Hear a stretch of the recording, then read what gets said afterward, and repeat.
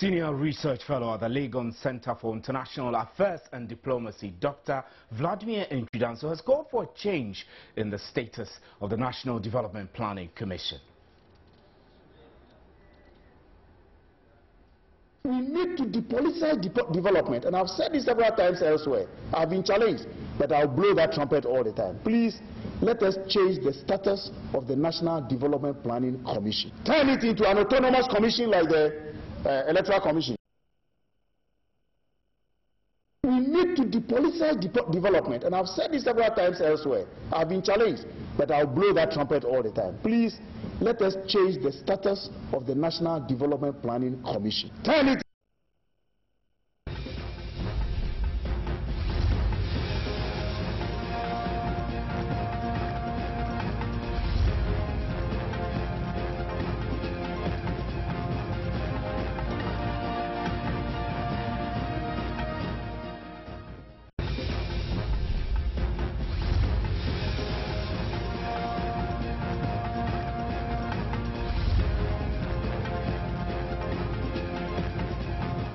Well, but how will making the National Development Planning Commission autonomous help propel Ghana's development drive? My name is Stephen Enti, and this is today's big story.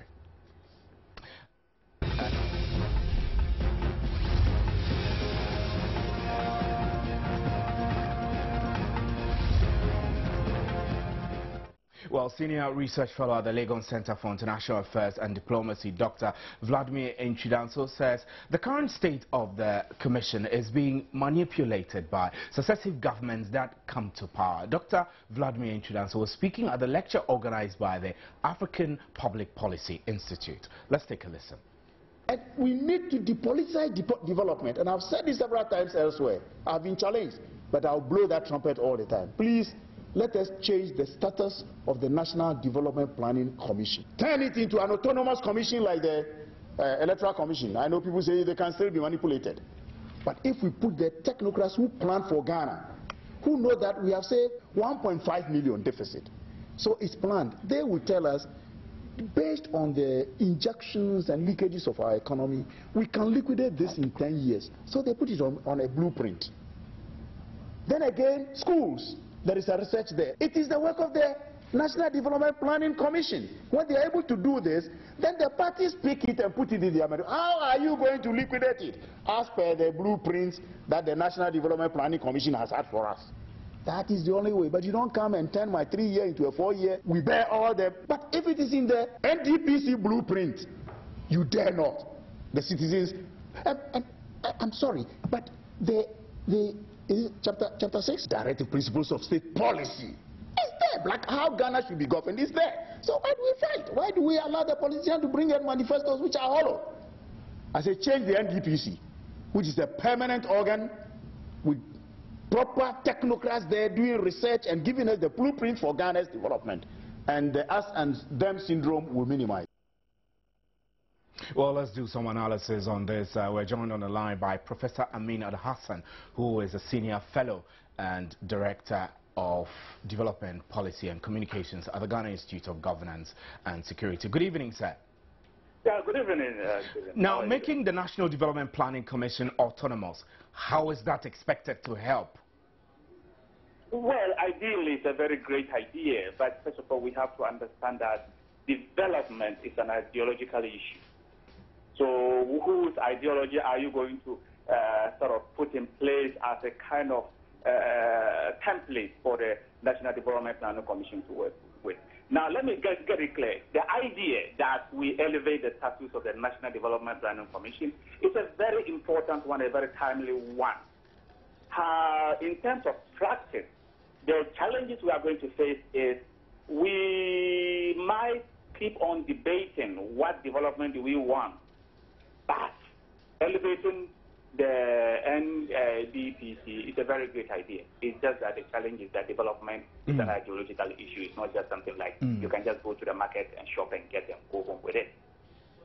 But the problem is that having a development plan that overrides all political agenda from the various political parties is healthy for any country's development. How can we as a country attain that?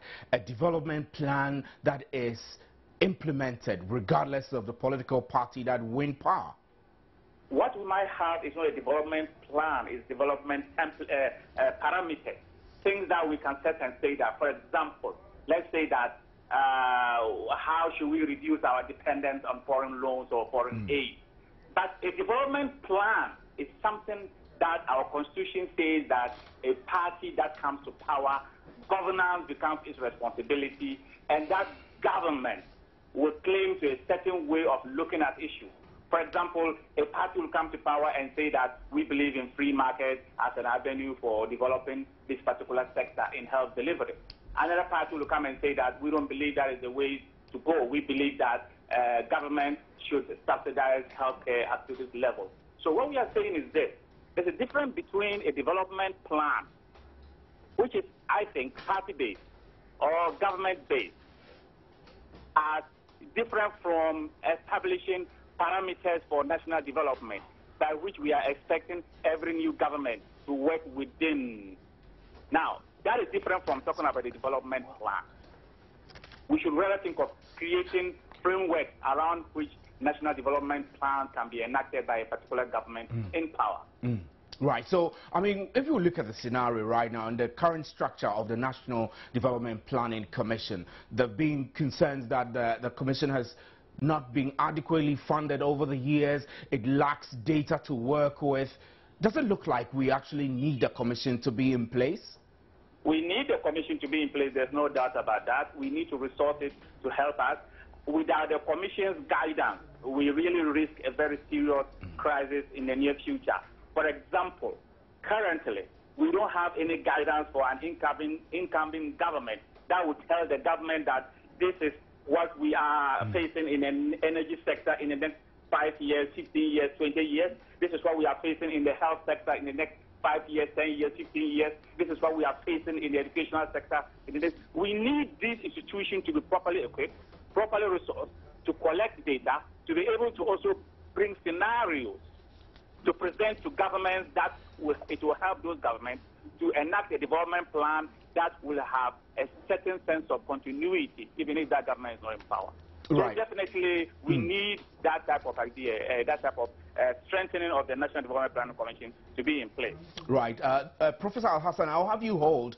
I am also joined on the line by Dr. Saidu Alidu, who is a senior lecturer, Political Science Department of the University of Development Studies, NWA. Good evening, sir, and thanks for joining us. Thank you very much, but I need to make 2 clarifications. Yes, sir.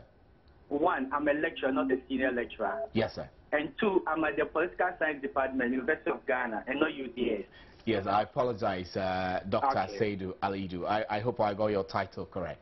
Yeah, that one is correct. Now, there's one thing that Dr. Vladimir Nchidanso raised. One, then he said that there is no institutionalism in Ghana. Either the government bail the institutions of state under their hypnosis or try to manipulate the institutions. What do you say about that?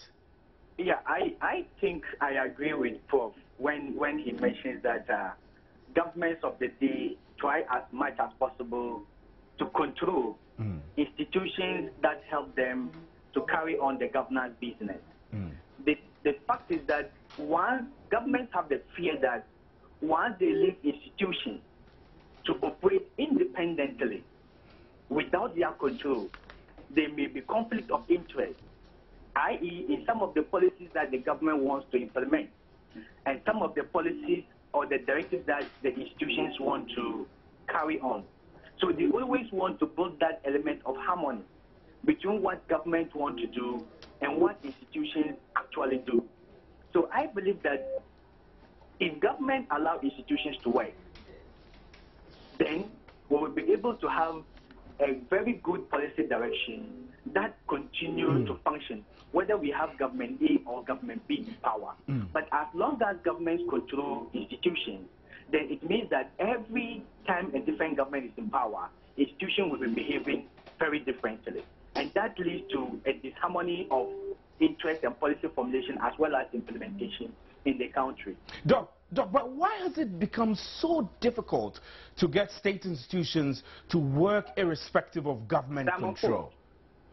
Yeah, I think the idea is that government governments have policies that they want to implement when they come to power. Every government has what you call the manifesto, and the manifesto consists of the political promise that they want to implement when they come to power. And think of it, every government has a different manifesto. But if you look at Article 35.7 of the Directive Principle of State Policy, it says that as far as practicable, every government must try to continue with projects and programs that have been started by previous governments. But in Ghana, we don't actually follow the prescription of Article 35.7 of the Directive Principle of State Policy. Every government comes to power with different agenda, different policies, based on different ideologies.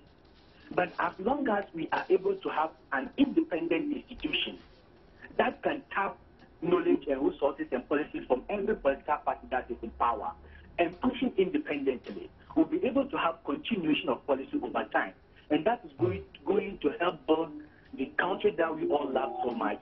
And we are not going to have distortion and then bridges or truncation of policies and projects that are very good, but will not see the benefit of the day because a different government has come to power. Right. Doc, I've heard this argument of making sure that state institutions are independent. Dr. Vladimir Nchidaso has raised it. Professor Al-Hassan has raised it. You are raising it too. But is it workable under the current structure of governance system we have, seeing that it does happen that government controls everything, even the police service sometimes? Yeah, I think to some extent it can work. When you look at, for example, our policy development and progression in Ghana has to do with the work of the National Development Planning Commission. When you compare, but look at the National Development Planning Commission, I think the chairman of the commission and several other appointees are appointed by the government and are paid by the government. If you compare that to the Electoral Commission, for example, it is an autonomous body, even though it still receives funding from the state, but it is an autonomous body. And they have what they call IPAC, where political parties have representatives. And most policy issues, directions, and several other things are debated by these parties. Even though the EC is not bound to take some of the decisions that come from IPAC, but one way or the other, it brings that element of consensus building, that element of consultation, and that element of harmony.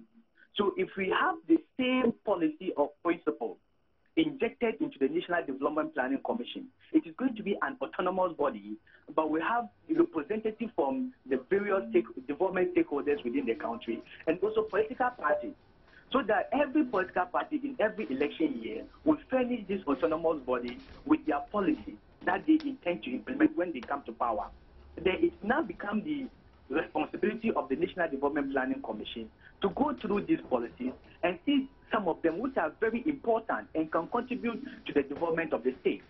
So whether that particular party wins power or not, this important policy that will seek the development of the country will have a review by the National Development Planning Commission, and they can bring that on board and build a harmonious policy document for implementation as far as development is concerned. But if we leave that to only the party that wins power, the parties that may be in opposition may have very important policies that can contribute to the development of the state. But they can be in opposition for like 4 years, 8 years, or more.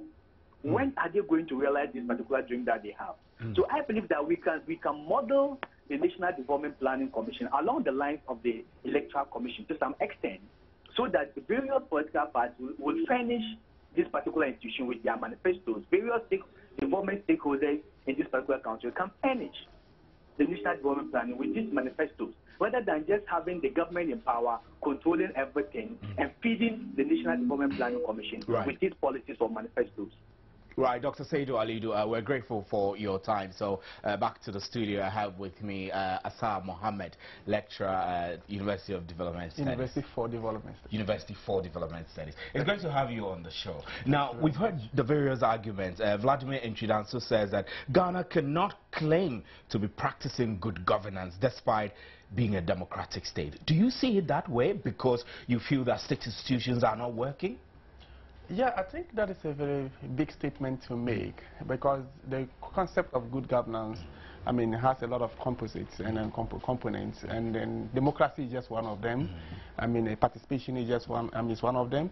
So it depends on how the nation wants to develop. If you want to develop through a democratic process or practicing the principle of good governance, you have to apply it to the latter. You have to bring all the components of the good governance. We are doing well in democracy. We are doing well in other areas of democracy. But there are other areas that we are lagging. We surely are not doing well. So we cannot totally Which other say. areas are we not doing well? One, citizen engagement on policy development and policy implementation. We are not doing much well in that direction. So when it comes to, secondly, issues of security, yes, we may have issues of security in terms of the, security in terms of war. We might be scoring much point from there. But issues of even food security, and now we are claiming that we have achieved high level of food security, but even the concept of food security has a component of food sovereignty, in which we are not really achieving much because we are importing a lot of rice, importing almost all what we eat. So it's quite a very big, omnibus, particular concept that you need to really break it down. And I think that's the whole component of development, because development keeps on growing with additions of components that needs to be looked at. And that's why it's a process and it's not an end thing. Process. So, I mean, seeing a process, we know that Ghana's governance system has been ongoing since the introduction of the 1992 Constitution. A lot of institutions have come, some have folded. Are we getting it right? Are we getting the dynamics right, since it does appear that a lot of things are not exactly going well? Yeah, because we are not understanding the concept of institutional building well. Institutional building cannot be done without the culture of the people. You are talking about institutions in the democratic organization, or you are talking of institutions from the grassroots and in the traditional point of view. The one missing point that we have had as a country has been the difficulty of reintegrating indigenous institutional development to the modern development, institutional development, and that is where we are lagging. How should we have done it, and how are we doing it, which makes it bad? Yes, one, we could have, for instance, democracy. We have, as my friend will already say, that we have overcopied the Western democracy to an extent that we don't even understand how our democracy has a relationship with our local traditional governance. And there's a good relationship with that. For instance, if you are talking about people to vote, I remember in northern Ghana, there's a particular location. If you go to the Bulisa land, the practice of voting had been there since time immemorial. The selection of the chief is very democratic. And that is something that the people have lived with. So when you are trying to copy the modern democracy processes where we are going to vote, you just need to really take advantage of all those institutions or those states that have those democratic processes and learn from them. And as a nation, we adapt one system of governance that will not be far away from the worldwide or global democratic processes that we are all talking about. In that case, the people begin to understand it better because it is in their own culture, it is in their own backyard. They understand it properly and they can amend as they grow. So at the end of the day, then it becomes their own and they can protect it and it grows well. But where it becomes like you have copied it 24 years, you go and vote, then it becomes like a rhetoric and people play gimmicks and then they think they don't play that particular processes. Well, I still have on the line Professor Emmanuel Hassan, who is a Senior Fellow and Director at the Development Policy and Communication at the Ghana Institute of Governance. So Prof, you're hearing the various arguments we've heard from Dr. Alidu Seidu and the gentleman in our studio now. One key thing that appears to be coming out is that we're getting some things right, we're not getting others right, and citizen engagement is lacking. To what extent can citizen engagement shape the course of our country's development from the portions that it is lagging behind? It is lacking, it's true, and I think that especially in the area of governance, there's a lot as a country that we need to understand. And I sincerely believe that one of the reasons for the lack of citizens' engagement is that the policy system doesn't allow any space for citizens' engagement. And that is also leads to the question about who are the key actors in our governance structures and in our policy process. Surprisingly, you realize that a lot of the actors that drive our policy process are actually non-resident, non-Ghanaian, they are international organizations. And their policy process is such that citizens have been crowded out. And the few times we have had citizens being active and engaging the government, we saw that in the coalition of NGOs against the privatization of water, who successfully drove out private organizations that our water system were almost sold to.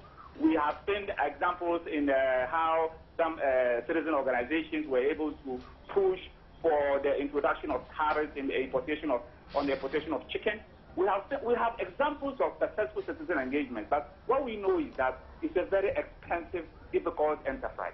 So the question is, why is it that the governance process, the structures for policy making are such that they crowd out citizens? It isn't that Ghanaians are not really civically, they are not civic engaged enough. It is that the governance structures that Dr. Nchidanso pointed out, is the problem with those structures is that they are designed such that they are more responsive to outside stimulus than internal stimulus. But Prof, is it also possible? Prof, is it also possible that we're not getting the right modules or the mix of modules to drive our development and governance as a country? I wouldn't want to go that way, because I really think that if we have enough discussions internally as a people, the policy process will be informed by what we will think locally as an indigenous form of thinking about development issues.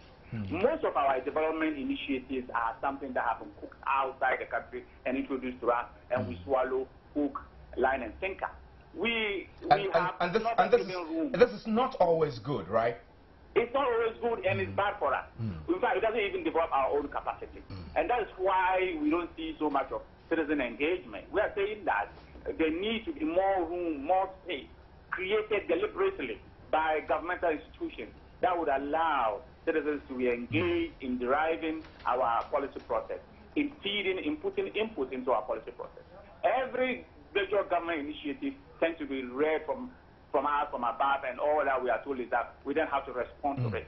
And this is what accounts for what apparently looks like a low levels of citizen engagement, and which leads to the questioning of our government system as lacking an institutionalized framework where we have come to accept as how institutions work.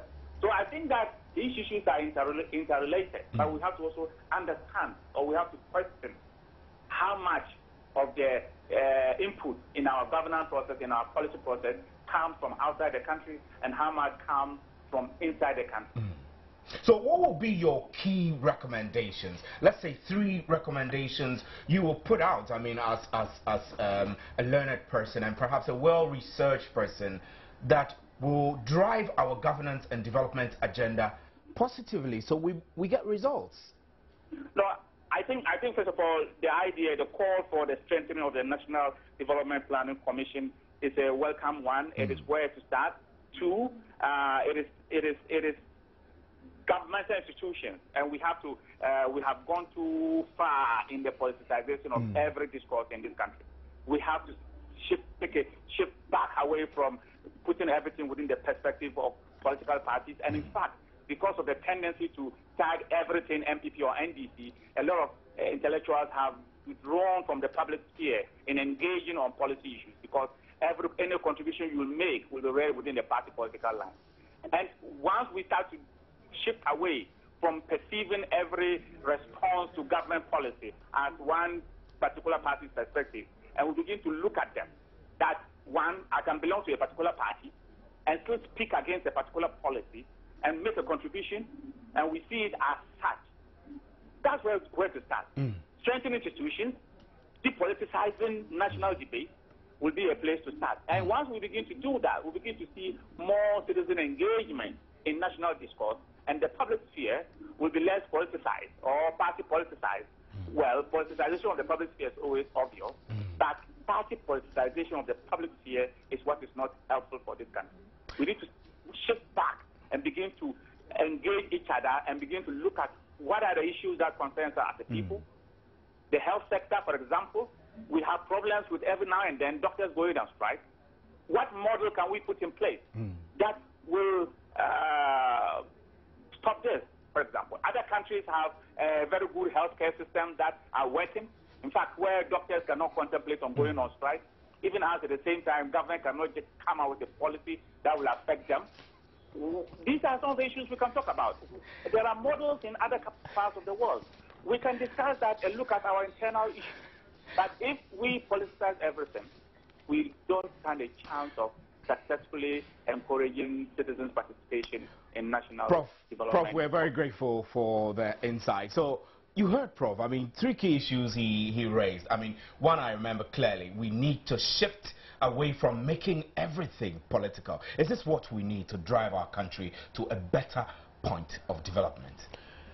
Yeah, I agree to a larger extent, but you know, politics sometimes is necessary to sometimes drive the agenda. Really?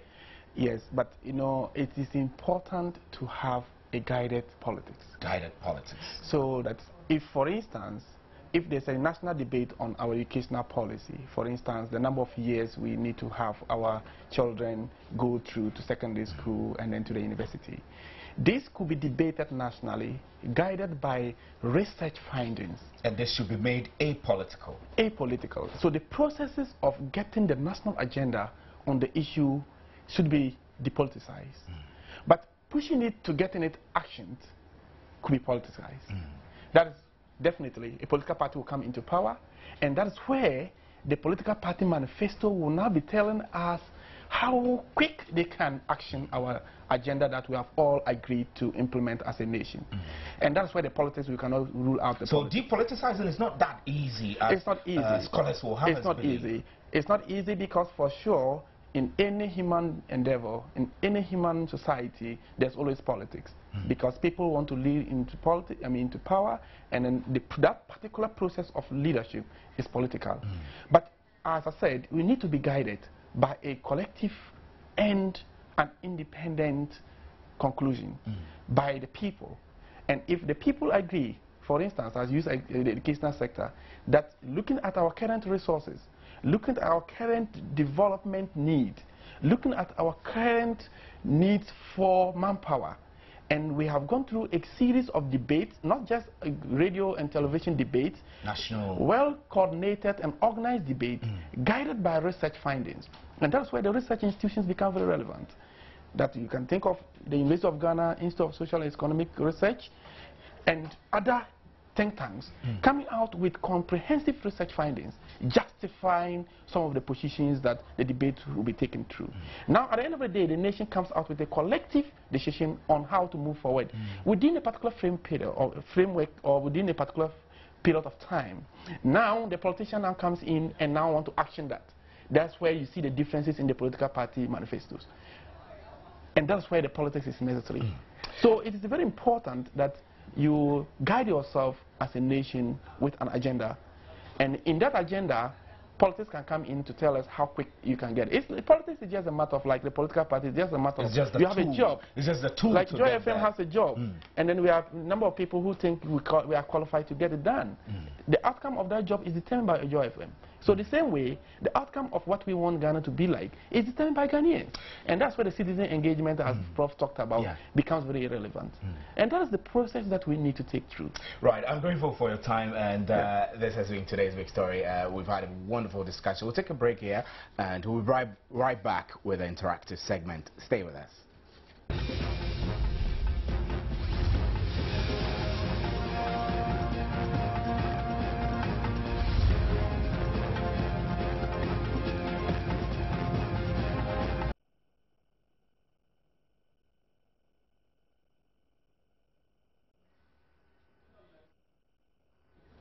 Welcome back. It's now time for the interactive segment, and Gladys already is here.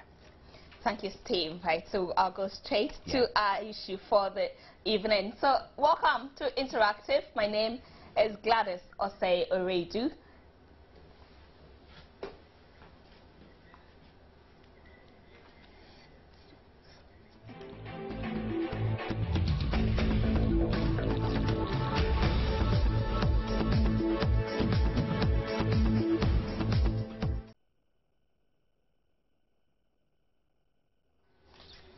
You can join today's conversation through our social media platforms, facebook.com/joynewsontv or twitter.com/joynewsontv, and the handles are at joynewsontv and @jninteractivegh. Email joynewsim@multitvworld.com. Today we are talking Accra Metropolitan Assembly. So he started his work with vigor, decongesting the streets of Accra, legend to make Accra clean. So halts the dumping human excreta into the ocean and the school shift system. Has Alfred Okovandapoy delivered on his promises?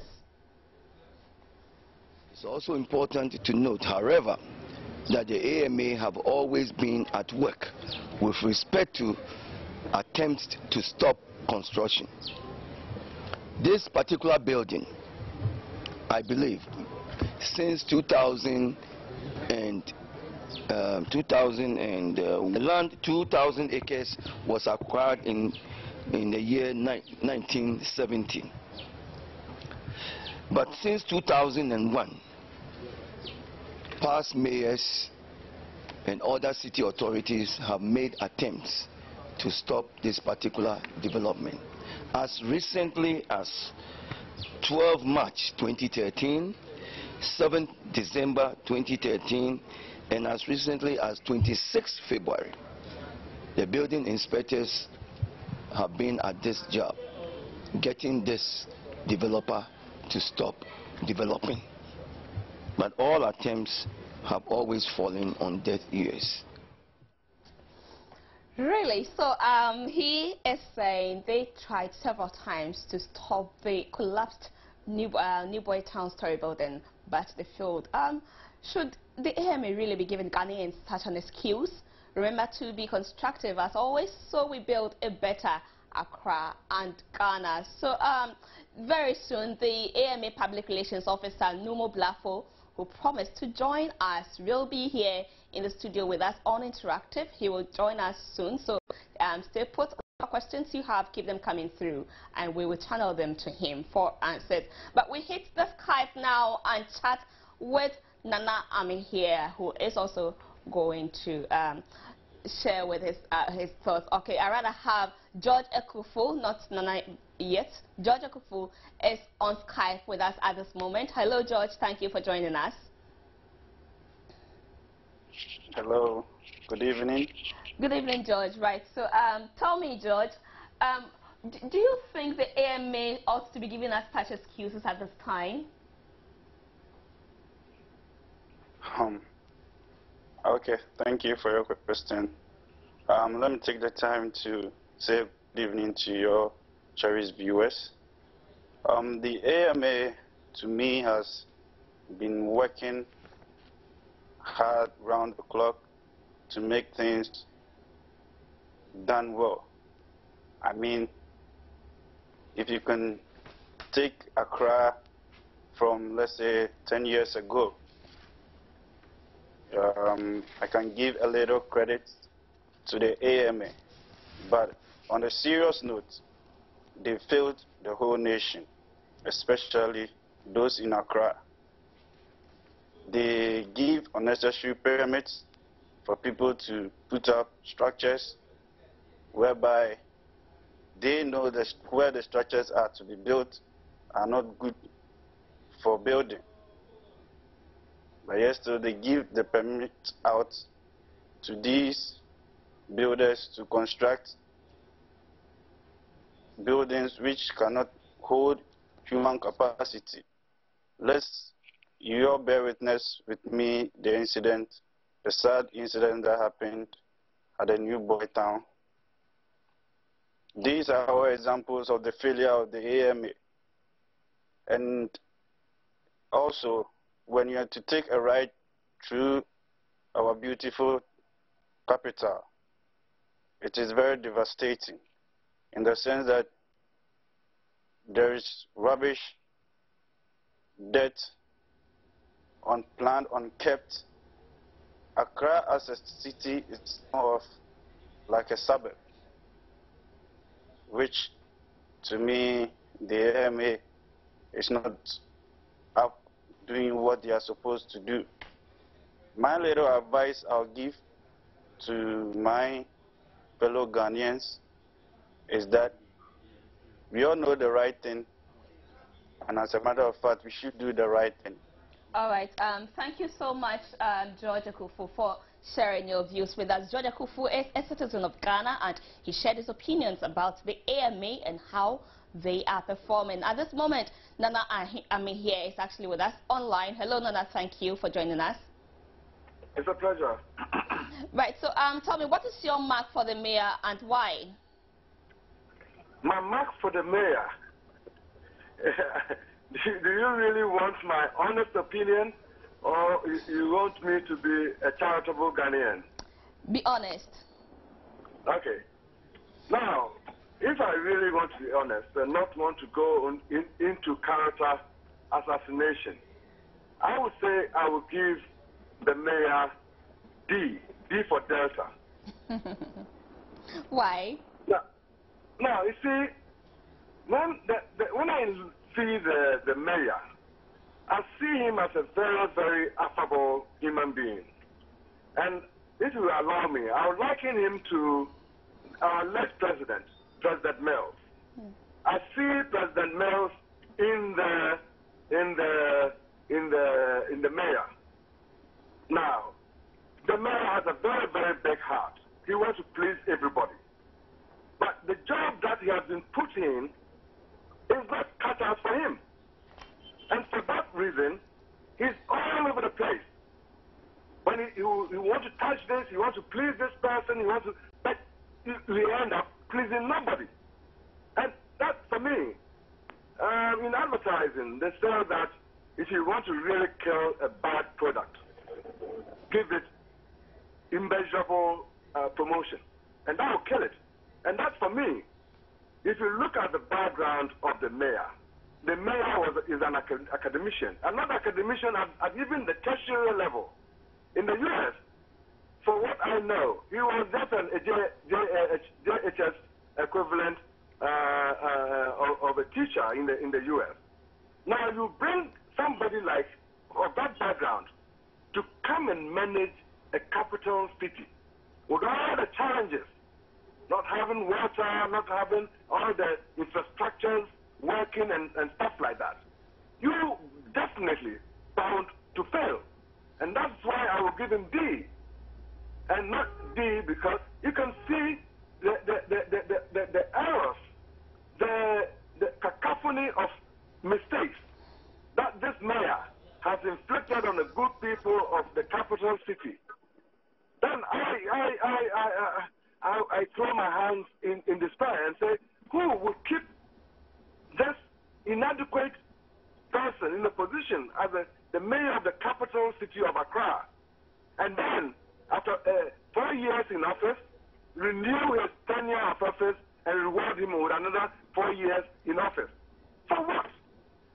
Look, I can count on my fingers the number of boo-boos that this mayor has during his tenure, his first 4-year tenure, has committed. And yet, the president find it prudent or find something in him to renew his mandate for another 4 years. I find that very extraordinary.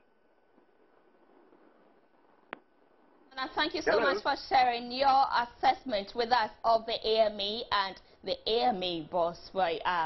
He marked, he called him D. Well, let's quickly get onto Facebook and see what you have also been sharing with us concerning the issue. So, my first comment comes from Dallas Ni Abe. He's doing his best, just that we Ghanaians don't want to change. Taylor's Corner says, whether levies or taxes, have you ever thought of how much it's being generated and what it's being used for? And who says change starts from the bottom? Wrong ideology. It should always start from the top. Jesus Christ lived an exemplary life for all to emulate. Did Peter or James set the precedence? The head is rotten and it is affecting the tail. Come again, Richie. So you were okay. So I guess Richie might have passed his assessment earlier and you felt the need to respond to him. Nana Kwekwa says he is excellent. The owner and the contractor should be dealt with. Ghana has impact assessment law and must be enforced. Sad if the owner, that's casualty, is the only victim, but if not, then deal off with him or her as the law requires. Nanaya Albalfasari says, well, residents of Accra are not helping matters with the level of pollution. He's tried his best. Let me just quickly take from Johnson Fifi Bafo a Sylvie who says, I think we should be fair to this man. He truly deserves nothing more than 0.5. A very poor delivery. You're right. Your ideal assessment of him. Let's quickly get onto the streets and find out what some of you also shared with us. 1 to 10. I'll give him about 5. 5? Right. The reason why I'll give him about 5 is after they've done the work, like collection of rubbish is heaped at one place. They don't collect them. So at the end of the day, it ends up in the another gutters. You understand? In the course of rain, the rain drags it to other areas. By doing so, there is polluting water bodies. You understand? So me, for instance, he does well anyway, but for the aspect of the refuse and the sanitation, there is 0. We perform very well. In terms of road, traffic consumption is a better. Right now, it's a better. I think he's doing his best for Accra actually, because since he came in, he's been putting things in order and stuff. So I think he's cool. I think he's the right person for Accra actually. There've been a lot of changes in Accra, and they really like. For me, I do appreciate it a lot. So I'll give him 8. Okay. Yeah, I think he deserves it. To be honest with you, I personally think he's doing well. That's 85%. Well, I'll give him 56 or 57%. Okay, and why? Because we know what is entails in Accra. We know what is going on in Accra. And according to the party he's playing, I think he's putting in much effort and his possible best to make his own place of work go on. So I think the 57 fits him and it's normal for him. So according, if he does more and progress more, we are all here, we all see it and give him more. So I think he's doing his best and he should keep on doing his best. So. And what would you rate the current performance of the Accra mayor? Well, he's doing his best, of course. No man is perfect.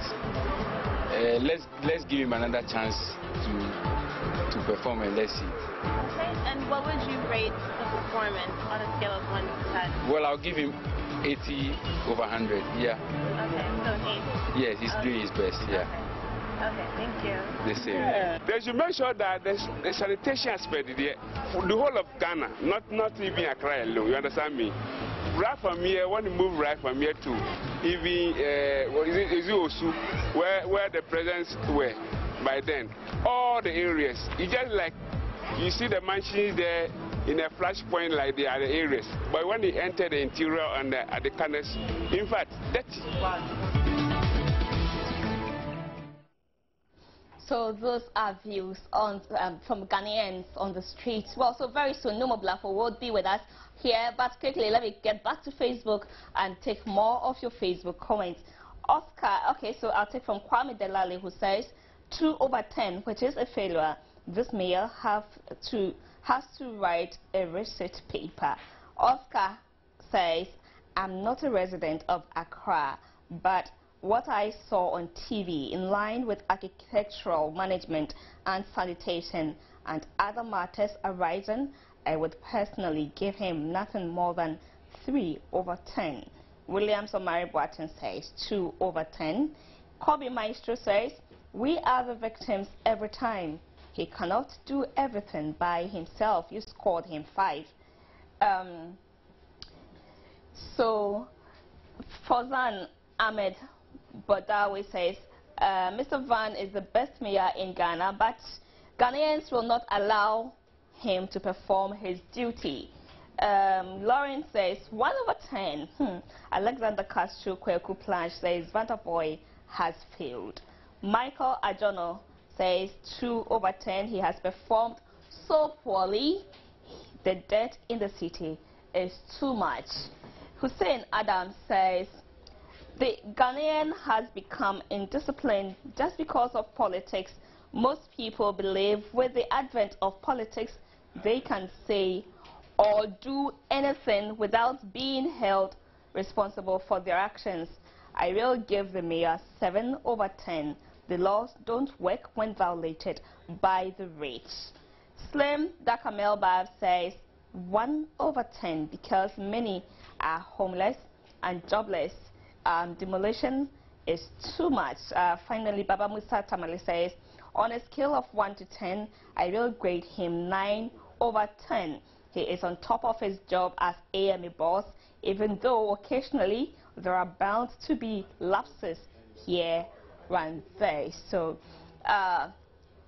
let's see. Techi Thomas says, with an effort being made by him in terms of development and sanitation, I will give Havajise 4/10 out of 10. 4/5. Okay. You're not too sure about that. Right.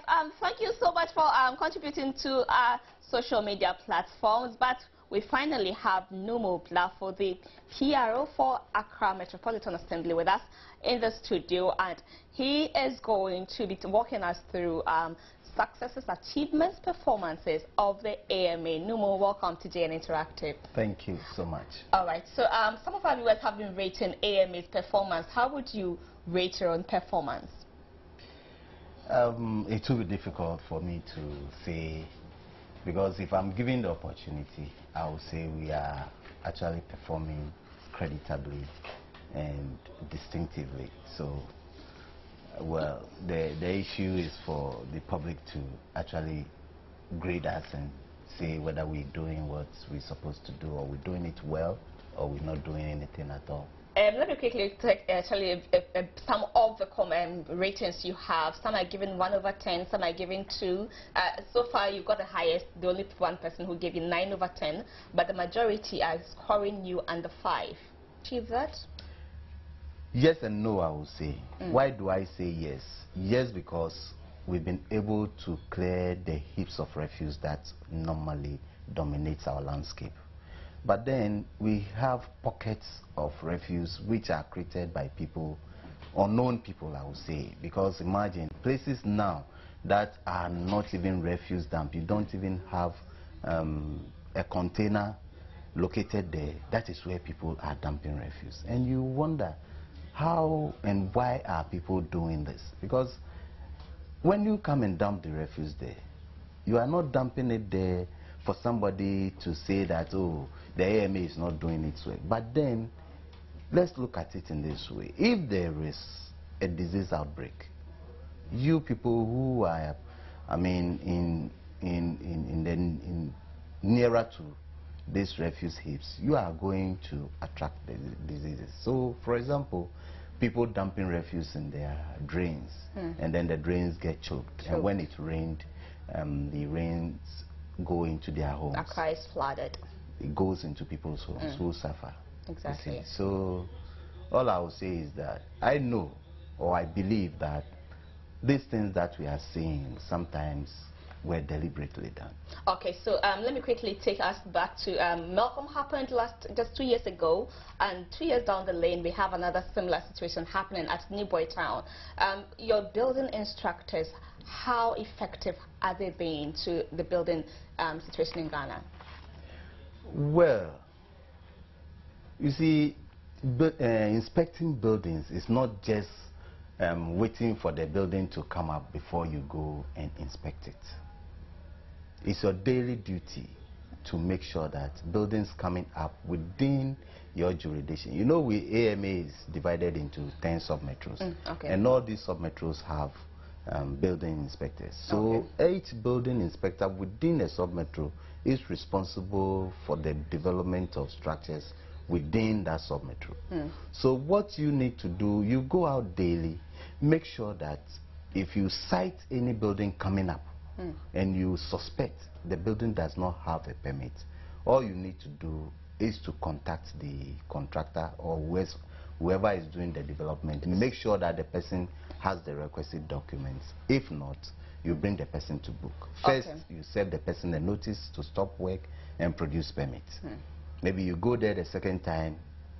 So did this really happen in this situation where we have a collapsed building? They've served the person 3 times. And the person refused to abide by the rules. So did you have to wait for the building to collapse before you caused the arrest that you have made now? No, we don't have to wait for the building to collapse. Who knows that building will collapse? That's the issue. But you see, the trend is that you've gone there, you've gone on site, you've seen that this thing coming up is illegal. You served a notice. You followed up with another notice. Now, there are other processes that you can go through. So if you, the building inspector, refuse to go through those processes to make sure that the person is brought to book, then there is the assumption that there's some kind of connivance. So do I presume that the building inspector whose jurisdiction has a collapsed hotel has also found himself in trouble? Yes, 3 of them. As we're speaking now with the Tesano police, including the owner of the building. Yes. So do they have a supervisor? So because until this building came down, it means that they would have gotten away with their being inefficient. That is it. You see, every Friday, the mayor goes out with a team to, we go through the metropolis just to see things for ourselves, because you see, you cannot just sit in the office, receive complaints, and you don't even have to verify before you take action. You understand? Because some of the complaints that come, if you go to the grounds, they are not the same as you are being told. So when you're on the grounds, you really see what is happening. Then you can take certain actions. So when we go out like this and then we see buildings coming up with maybe the notice on it, stop work, produce permit, and we still see people working, what we do is we arrest, we make arrests. So you see, these building inspectors also had this opportunity to actually do something to redeem their image, and maybe they thought. So moving on, what is going to happen now? Because we've experienced Malcolm 2 years, we have experienced this one. Are we going to sit and wait for more to happen? Or moving forward, what measures is the AMA putting in place to ensure we prevent such occurrences? Well, certain measures were put in place after this Malcolm issue, and the outcome of those recommendations too is why the mayor himself will have to follow up with the team. Because you see, it's like when one person goes out to see these things, that one person is easily influenced. But when you are in a group, it's difficult influencing the whole group. So as we are seeing these issues, our management has also met today, and the building inspectorate, it's a whole team. It's not just one person. It's a whole team with their head, that is the works department, director of works department, and they are coming up with what they should do to make sure that we avoid this kind of problem. But you see, the issue also has to do with developers. You want to develop a structure, and even a public structure, for instance, not just maybe a one-story building where you are going to live in with your family, so that when anything should happen, we are not praying something should happen. It shouldn't affect others. But this is a public building. Therefore, there will be different types of people, and not just one person, because you'll be having staff in it who will be manning the place before those who will even come to use the facilities, patronize the place. Aside things you pack in there. Thank you. You understand? So there are a lot of things this building, the owner should have gone through, like getting the structural design, environmental impact design. Basically, we need to really put our structures in place, right? At least to get the structure there, you needed so many things. Even traffic impact assessment should have been done, because when this facility is being patronized, people will be coming already. There's traffic flow, and then there will be more traffic coming to that area. You understand? So all these things should have been done. Meanwhile, the owner himself does not even have title to the land. I see. We'll talk a bit more about that, but quickly, before we wrap up, I just want to take you to Lavender Hill. When are you closing Lavender Hill? Yes, Lavender Hill actually is in court, and I don't think we can discuss court issues. Okay, so eventually when you close Lavender Hill, where will our Yes, for now, we have already brought in some certain system called the digesters, where we are sending some of the liquid waste there for treatment.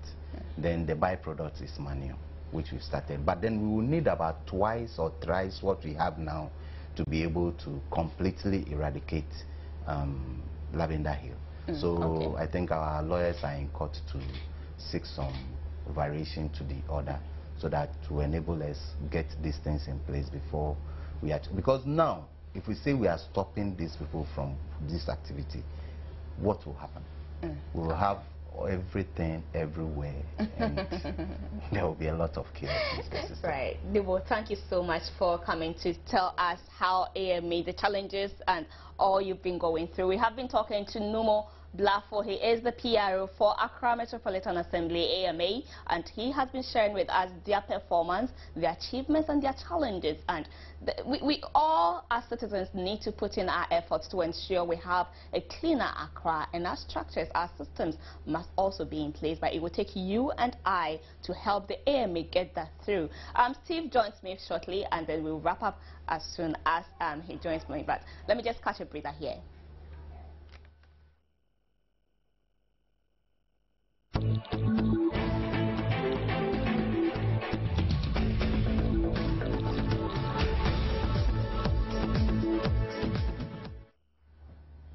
Right, so Steve, what are we looking forward to this evening? We will speak to Nino Tidua in the news to get some more views on this AMA thing. And so, news at 8, we should expect that. All right, so my name is Gladys Oseyo-Redu. My name is Stephen Anti. Thanks for watching us. Great weekend.